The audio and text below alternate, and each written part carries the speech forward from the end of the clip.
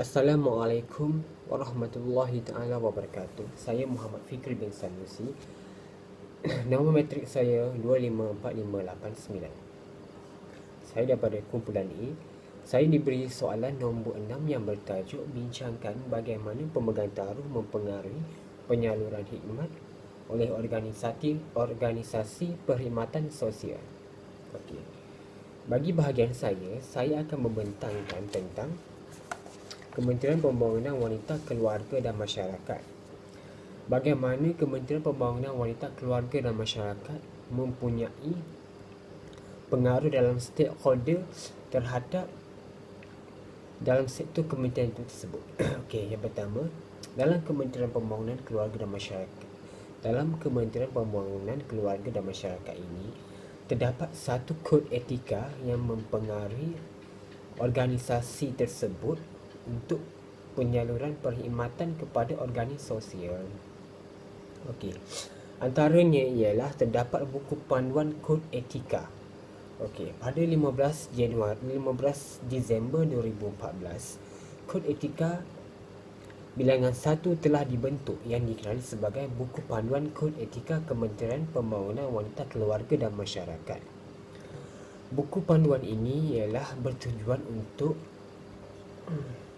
semua kementerian, jabatan dan agensi awam di peringkat pusat, daerah ialah untuk meningkatkan keutuhan mereka terutama dalam sistem pengurusan bagi membantras penyelewengan.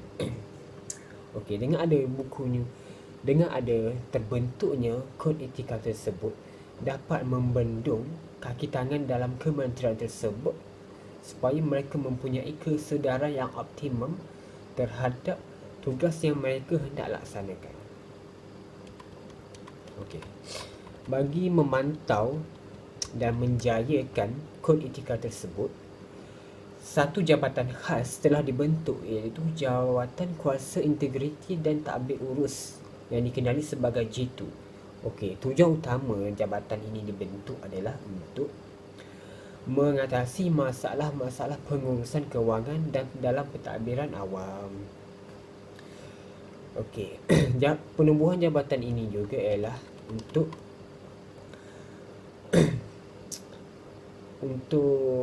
memantau satu aktiviti atau proses penyalahgunaan kuasa dalam sektor awam yang melibatkan rasuah dalam kaki tangan kerajaan dan sebarang kes-kes salah tertib.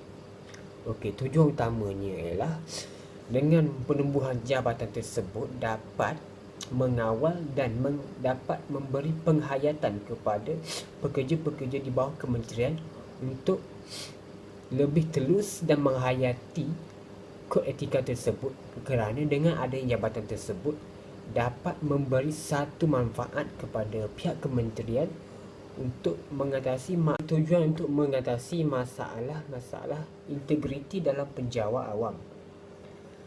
Okey, yang seterusnya ialah dalam kod etika ini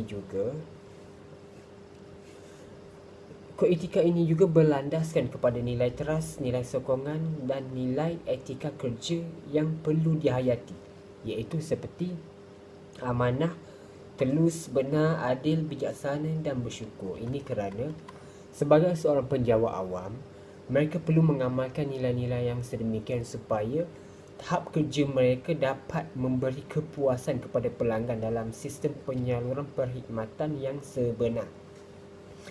Selain itu,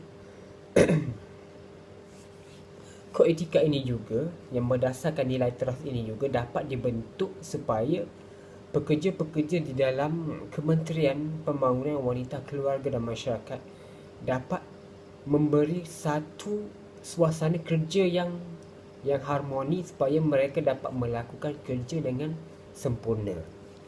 Okey. Yang terakhir ialah dalam kod etika ini juga terdapat nilai-nilai kembangan dalam Kementerian Pembangunan. Seterusnya ialah terdapat juga nilai-nilai kembangan dalam kod etika yang telah dibentuk tersebut, iaitu nilai kembangan tersebut ialah merangkumi aspek-aspek kemesraan, bekerjasama, profesionalisme, taat setia, komitmen, penyayang, berakhlak dan juga kebanggaan. Ini kerana Kepentingan nilai kembangan inilah untuk menghindar nilai dan sikap diskriminasi dalam memberi layanan kepada mereka yang berbeza kaum, gender, keturunan atau perbezaan fahaman politik. Okey. Yang sebagai kesimpulannya, saya dapat simpulkan bahawa pemegang taruh amat penting terutamanya dalam sektor-sektor pemegang taruh atau stakeholder amat penting dalam sesebuah organisasi kerana mereka yang akan menentukan sejauh mana inisiatif dalam sesebuah organisasi tersebut dapat melakukan perubahan yang proaktif atau transformasi yang dapat digerakkan untuk mencapai tahap kejayaan yang diimpikan. Selain itu, pemegang taruh ini juga ialah untuk memupuk atau membentuk individu secara bersama supaya dapat melakukan tanggungjawab secara kolektif dan strategik supaya dapat membentuk satu sistem pengurusan perkhidmatan cemerlang dalam pembangunan perkhidmatan sosial pada masa akan datang.